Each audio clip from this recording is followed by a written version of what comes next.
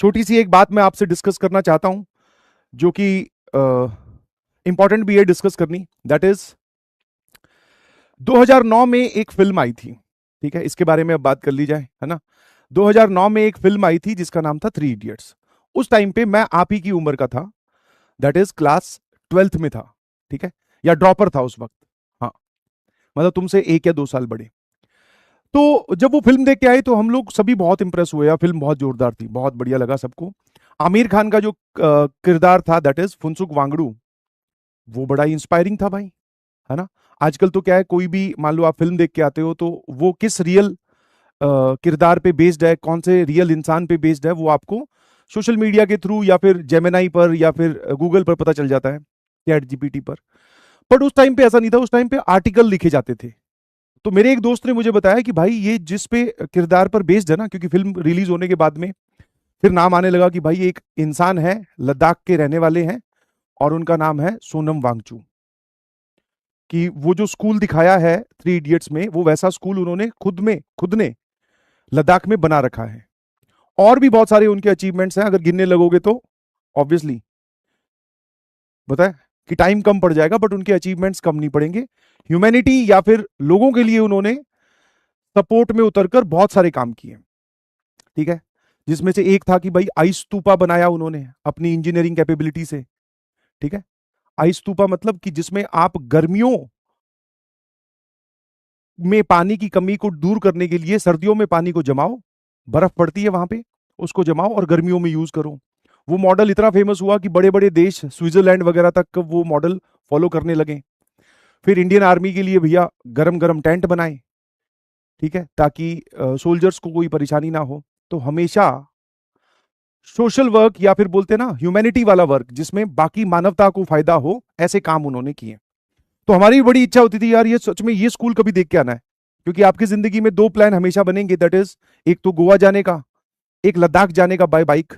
तो जब भी दिमाग में लद्दाख जाने का आता है तो 100% वो स्कूल तो जरूर देख कर आना है। अब तक तो मैं कभी लद्दाख गया नहीं हूं, कभी जाएंगे तो जरूर देख कर आएंगे।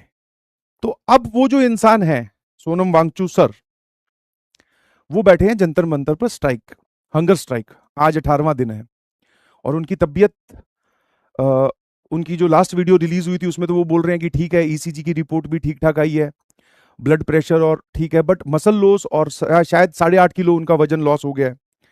अब वो बैठे किसके लिए हैं भाई? सिर्फ और सिर्फ स्टूडेंट्स के लिए। क्या डिमांड है? बहुत ही जेन्युइन सी एक ऑनेस्ट डिमांड, कि जो पेपर लीक हो रहा है बार बार देश में, उसको रोका जाए। और जो अपने एजुकेशन मिनिस्टर हैं धर्मेंद्र प्रधान जी, उनको रिजाइन करना चाहिए, ताकि बच्चों के फ्यूचर के साथ कोई खिलवाड़ ना हो। और अगर हुआ है ऐसा एक बार भी, तो उसकी जिम्मेवारी धर्मेंद्र प्रधान जी लें और अपनी पोजीशन से स्टेप डाउन करें, किसी और को मौका दें, और ये सब एरर्स का ध्यान रखें, जो कि बहुत ही ऑनेस्ट डिमांड है ना।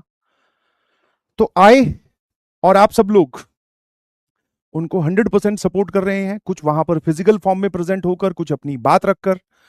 ठीक है, हर तरीके से उनके साथ सपोर्ट है। मैं तो चाहता हूं कि भाई ये जो चीज है ये बहुत पॉजिटिवली एंड हो। पॉजिटिवली मतलब कि अब तक तो चीजें काफी खराब हो गई हैं, धर्मेंद्र प्रधान जी उनके पास जाएं और बोले, अपनी गलती एडमिट करें, क्योंकि जैसे एनटीए ने पेपर लीक का एडमिट किया था कि हाँ, कि हम री नीट करवाएंगे, तो वैसे वहां जाकर अपनी गलती एडमिट करें और सिंपली बोल दें कि भाई मैं अपनी पोजीशन से स्टेप डाउन कर रहा हूं, किसी और को मौका दिया जा रहा है।